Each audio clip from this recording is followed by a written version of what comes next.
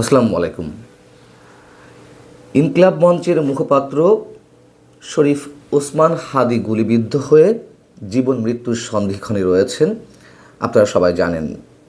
আমরা এই ঘটনার তীব্র নিন্দা জানাই এবং সত্য কথা বলতে গেলে তফসিল ঘোষণার পরদিনই এমন একটি ঘটনায় সাধারণ মানুষের মধ্যে যেমন উদ্বেগ উৎকণ্ঠার সৃষ্টি হয়েছে, একইভাবে আমাদেরকে বলতেই হবে ওসমান হাদির এই ঘটনাকে কেন্দ্র করে বিভিন্ন রাজনৈতিক দলের মধ্যে বিশেষ রাজনীতি কাজ করছে অথবা বিশেষ রাজনৈতিক উদ্দেশ্যে এই ঘটনাটি ঘটানো হয়েছে। অনেকেই তেমনটা মনে করছেন। তাহলে কারা ঘটালো এই কাজটি? ওসমান হাদি কাদের টার্গেটে পরিণত হলেন? সরাসরি যারা তার বিরোধিতা করছে তাদের টার্গেটে, নাকি বিশেষ কোনো কারণে তাদের মনোভাবাপন্ন, অর্থাৎ ইনকিলাব মঞ্চের মনোভাবাপন্ন অনেক দল, অনেক সংগঠন রয়েছে, তারা বিশেষ কোনো উদ্দেশ্যে এটি ঘটিয়েছে? যেটি ঘটুক না কেন, ঘোলা জলে যে মাছ শিকারের চেষ্টা করা হচ্ছে এটি স্পষ্ট। এবং এই ঘটনাকে কেন্দ্র করে উপদেষ্টা পরিষদের সদস্যরা জরুরি বৈঠকে বসেন, কি করা যায়, কি করতে হবে ইত্যাদি ইত্যাদি বিষয়ে। দেখুন, সরকারের পক্ষ থেকে দাবি করা আশা হচ্ছিল যে তফসিল ঘোষণা করার পরই আইন শৃঙ্খলা পরিস্থিতি নিয়ন্ত্রণে আসবে, কিন্তু আমাদের মতন কিছু মানুষ আমরা দাবি করে আসছিলাম আইন শৃঙ্খলা পরিস্থিতির যথেষ্ট উন্নতি হয়নি, উন্নত করার চেষ্টা করা হয়নি।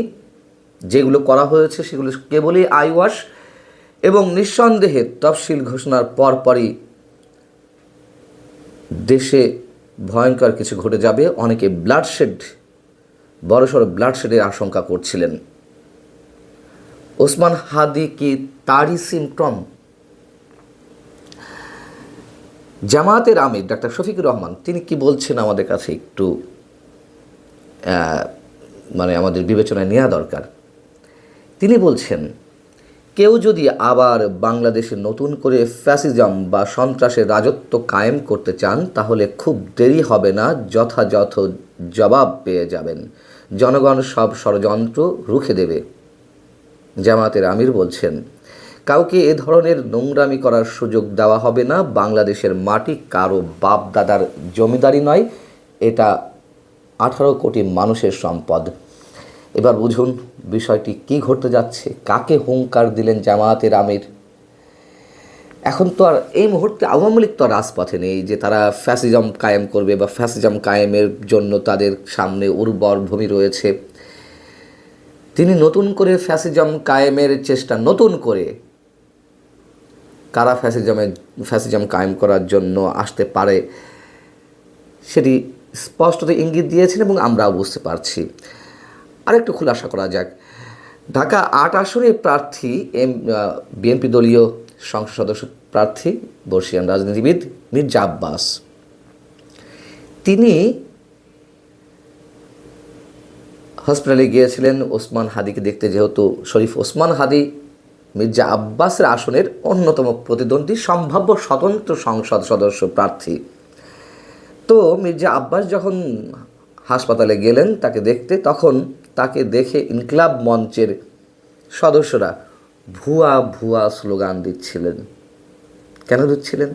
এবং এরপরে সেনাবাহিনীর সদস্যরা মির্জা আব্বাসকে নিরাপত্তা দিয়ে হাসপাতালের ভেতরে নিয়ে যান। তারপরেও ইনকিলাব মঞ্চের নেতাকর্মীরা নানান ধরনের স্লোগান দিচ্ছিলেন। ইনকিলাব মঞ্চের সদস্য সংখ্যা বা নেতাকর্মীর সংখ্যা যাই হোক না কেন দিচ্ছিলেন। আসলে আরও একটু স্পষ্ট হয়ে জামায়াতের আমির কাকে বোঝাচ্ছে বা একটা পক্ষ কাদের উপরে দায় চাপানোর চেষ্টা করছে। ঢাকা বিশ্ববিদ্যালয়ের ছাত্র সংসদের ভিপি, ডাকসুর ভিপি সাদিক কায়েম, তিনি তার ভেরিফাইড ফেসবুকে একটি পোস্ট দিয়েছেন। কি লিখেছেন? ওসমান হাদিকে গুলি করা হলো, চাঁদাবাজ ও গ্যাংস্টারদের কবল থেকে ঢাকা সিটিকে মুক্ত করতে অচিরেই আমাদের অভ্যুত্থান শুরু হবে। রাজধানীর ছাত্র জনতাকে প্রস্তুত থাকার আহ্বান জানাচ্ছি। আর কিছু বোঝা বাকি থাকে? কাদেরকে বোঝানো হচ্ছে জামাত শিবিরের পক্ষ থেকে? আবার আরও অনেক ধরনের পক্ষ আছে, আমি আসছি।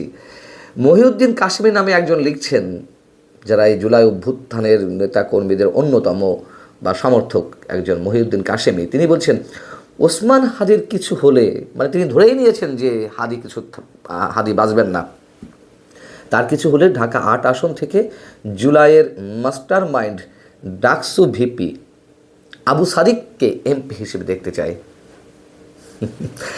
আচ্ছা, এটা তো গেল বিএনপির উপরে দায় চাপানোর এক ধরনের চেষ্টা। এবার আসুন সরকারের উপদেষ্টা পরিষদের কেউ কেউ কি বলছেন আগ বাড়িয়ে। মোস্তফা সরওয়ার ফারুকী সংস্কৃতি বিষয়ক উপদেষ্টা, তিনি বলছেন, তার ভেরিফাইড ফেসবুক পেজে লিখছেন, গণহত্যার দায়ে কনভিক্টেড হাসিনা ভারতে বসে একের পর এক খুনের হুমকি দিচ্ছিল গত কিছুদিন ধরেই, আর আজকে গুলিবিদ্ধ হলো ওসমান হাদি। এর আগে হাদি বহুবার ভারতীয় নাম্বার থেকে খুনের হুমকি পেয়েছেন। আমরা এখনও নিশ্চিত জানি না কে বা কারা এটি ঘটিয়েছে। যারাই ঘটাক, এটার মূল্য তাদেরকে দিতে হবে। ওসমান হাদি নিজেও জানিয়েছিলেন যে তাকে নানান ধরনের, তার নাম্বারে অনেক ধরনের ফোন আসছে, হুমকি আসছে। ভারতীয় কিছু নাম্বার রয়েছে, ভারতীয় নাম্বার ভারত থেকেও আসতে পারে, আবার ভারতের নাম্বার বা অন্যান্য দেশের নাম্বারও তো বাংলাদেশে বসে এখন ইউজ করা যায়, তাই না? ধরে নিলাম সত্যি সত্যি এই সব জায়গা থেকে হুমকি এসেছে। মোস্তফা সরওয়ার ফারুকী উপদেষ্টা পরিষদ সদস্য হয়ে কীভাবে আগ বাড়িয়ে তিনি এ ধরনের মন্তব্য করেন? তিনি কোনো পলিটিক্যাল দলের নেতৃত্ব দেন।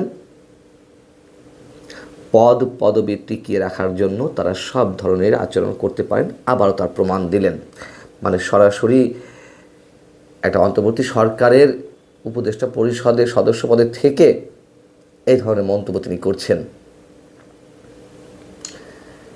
আবার কেউ কেউ বলছেন ওসমান হাদির কিছু হলে এই শহর গুড়িয়ে দেওয়া হবে, ইনকলাব জিন্দাবাদ। কারো কারো আইডি থেকে আবার এ ধরনের পোস্টও আসছে।